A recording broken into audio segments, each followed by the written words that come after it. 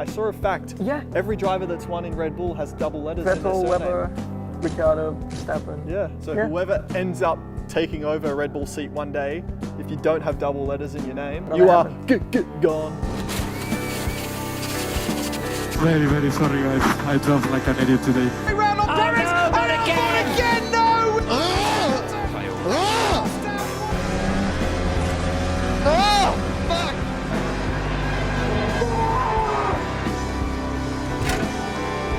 Yeah, I'm on the wall, mate. It's just no grip, sorry. Red Bull have announced that Sergio Perez will be leaving the team. Pierre Gasly will be replaced by Alex Albon for the rest of the season. Can Alex Albon save his F1 career? Daniil Kvyat has been replaced by Max Verstappen in Red Bull. Liam Lawson and Yuki will swap seats from next weekend.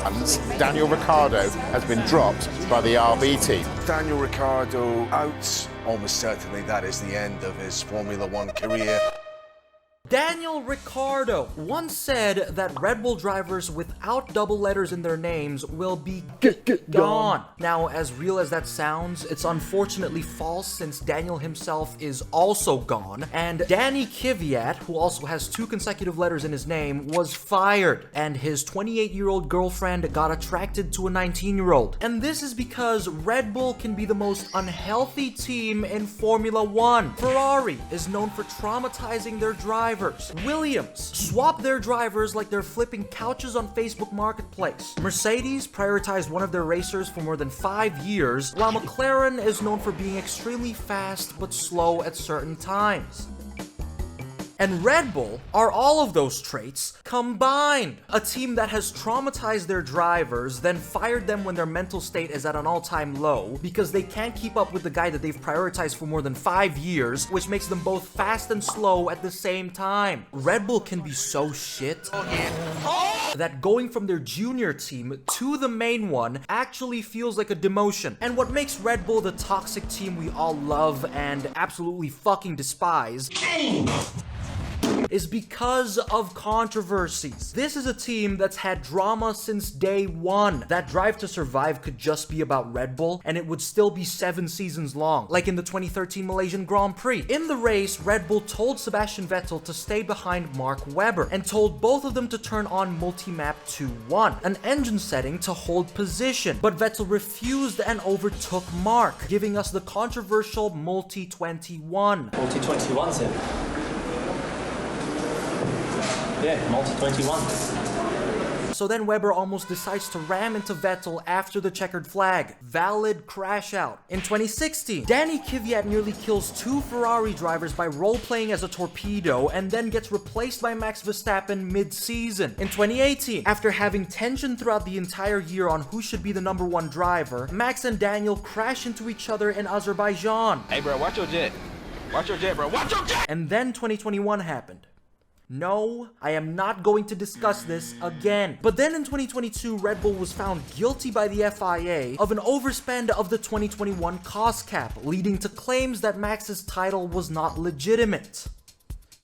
Since this also has to do with 2021, that is all that I'm gonna say, in the hopes of not starting a war in the comment section.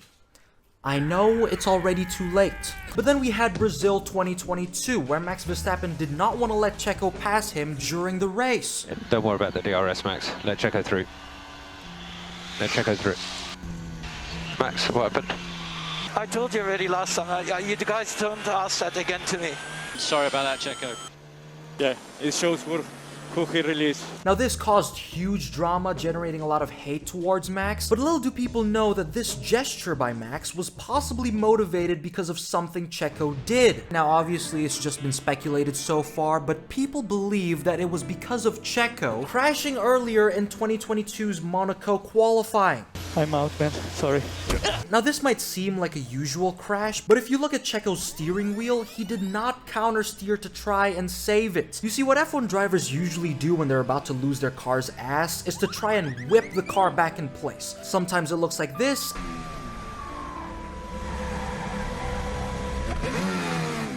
and sometimes it can also look like this.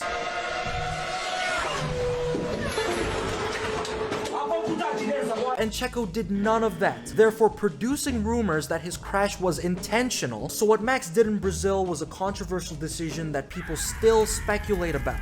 And of course, in 2023, Helmut Marko makes racist comments towards Sergio Perez, saying that his performance is affected by him being part of a mariachi band. And in 2024, Christian Horner cheats on his wife on WhatsApp. And this is just the tip of the iceberg in terms of what's wrong with Red Bull. There is so much more to it, and the biggest thing that's given Red Bull its shitty reputation is how harsh they are on their own drivers. Imagine having a 9-to-5 job where you have to meet a performance quota every single day, and if you don't, you get killed and your boss pisses on your grave. That is what it's like to drive for Red Bull. In 2016, Daniil Kvyat got replaced by Max Verstappen after he rammed into Sebastian Vettel in Russia. Look, I know this move makes a lot of sense now, but at the time, boy was it harsh to get replaced by a 17-year-old who crashes as hard as you do. But then after a while, Pierre Gasly joins Red Bull in 2019, but then got replaced after just 12 races by Alex Albon, who performed better with near podium finishes but got screwed over by Lewis Hamilton. Then he emptied Red Bull's entire stock of front wings trying to keep up with Max, so he also got replaced a year later by Sergio Perez, who performed far from Max, but he didn't crash as much, became the Mexican Minister of Defense, and did God knows how many comeback drives.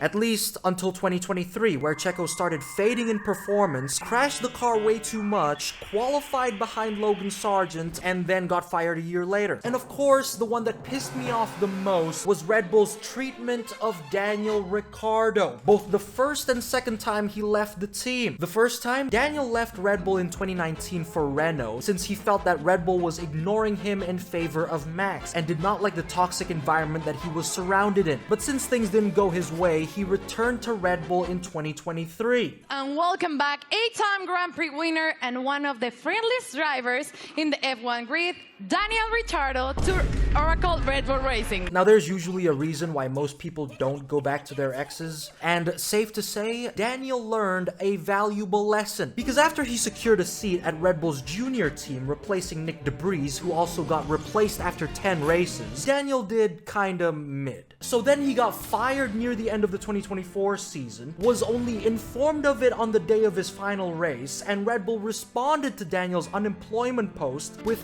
2 emojis while everybody else poured their hearts out. And his departure was only confirmed 4 days after he cried on camera. See, I think the reason why Red Bull takes so long to confirm things is that they might still be using mailmen to get their information across the team, which is also why Liam Lawson figured out he was fired after just 2 races with Red Bull through social media. This man found out that he was dropped through overly saturated YouTube thumbnails before hearing it from his boss. But apart from the harsh driver swaps and lack of communication in the team, what makes Red Bull so unhealthy is their power struggles. There shall be no knifing one another. Everybody knows who's in charge. Me. Yes, you.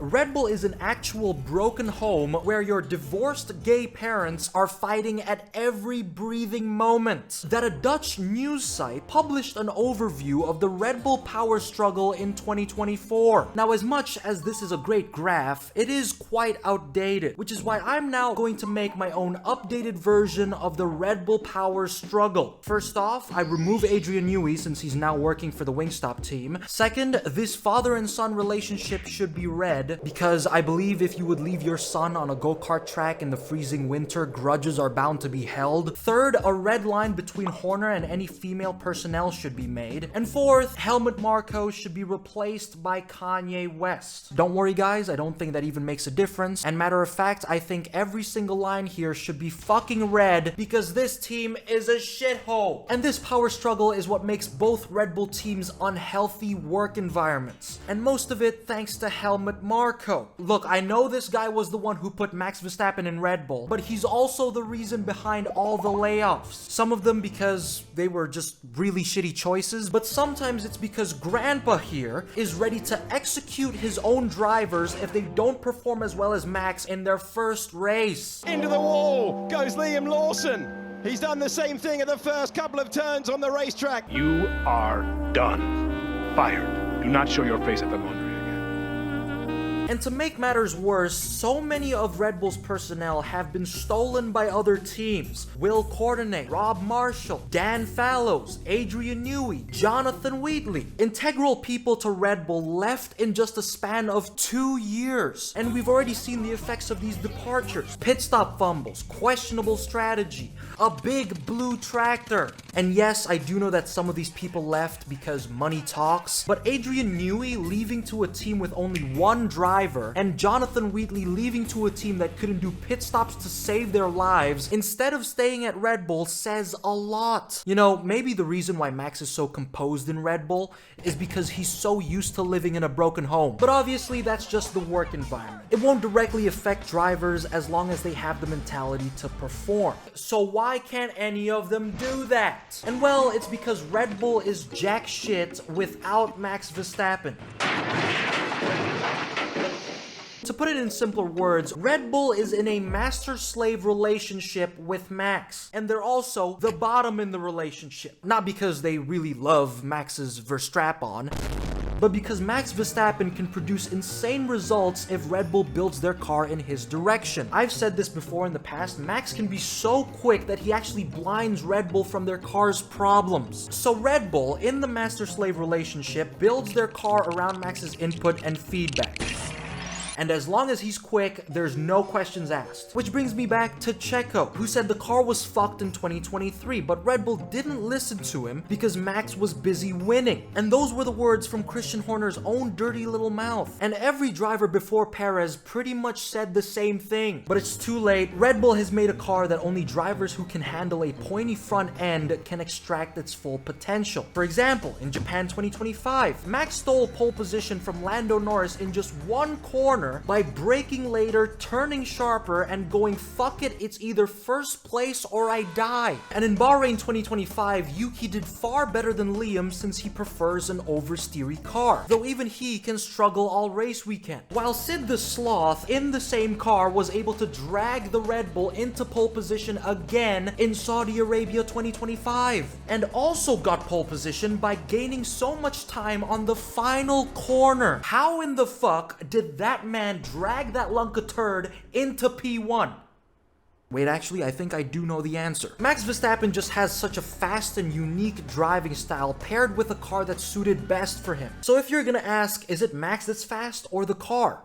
Well, it's more Max, but kind of both. He's a very fast-looking sloth, but at the same time, the Red Bull is so tuned for him that anyone else driving the car feels like they're playing a video game with someone else's settings.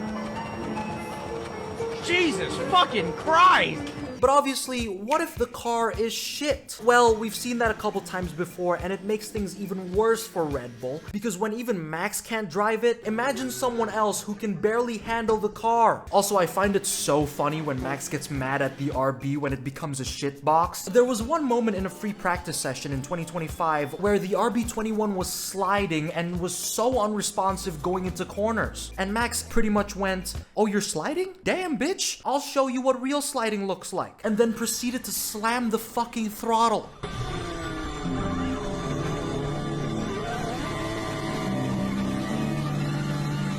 If any other driver did that, they would be crucified. But not Max Verstappen, because once again, he's in the master-slave relationship, and if that wasn't a show of domination, I don't know what is. At this point, the best analogy I can come up with for Red Bull is that racing for them is the equivalent of going cave diving.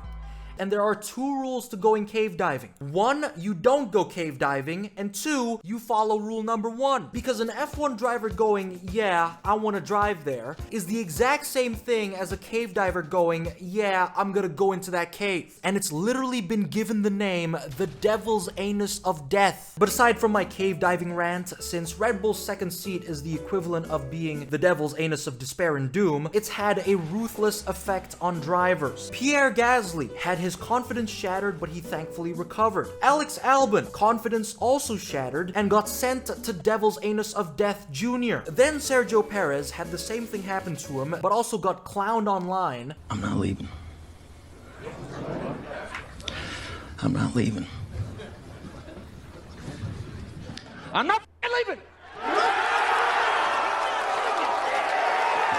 Next, Lawson, pretty much the same thing. Then Daniil Kvyat, same thing again, but he also lost his family. Every day I strive to never end up like this man. But finally, Daniil Ricciardo, who lost his spark, soul, and joy. And most importantly, the biggest effect Red Bull has had on Daniil is that I can no longer call him my favorite nickname, which is something that's pissed me off the most. But anyways, the Red Bull experience can also be so bad that it can even affect Max Verstappen. Because if the team doesn't shatter your soul, it makes you addicted to gaming. Max Verstappen has been severely hooked to Among Us, iRacing, and Minecraft, probably to forget about how he's the only thing keeping Red Bull afloat. And did you guys know that Max actually played a part in the Minecraft movie? Yes guys, you heard it here first, and it was absolute cinema. My favorite part was when Max Verstappen went chicken jockey and everybody lost their shit.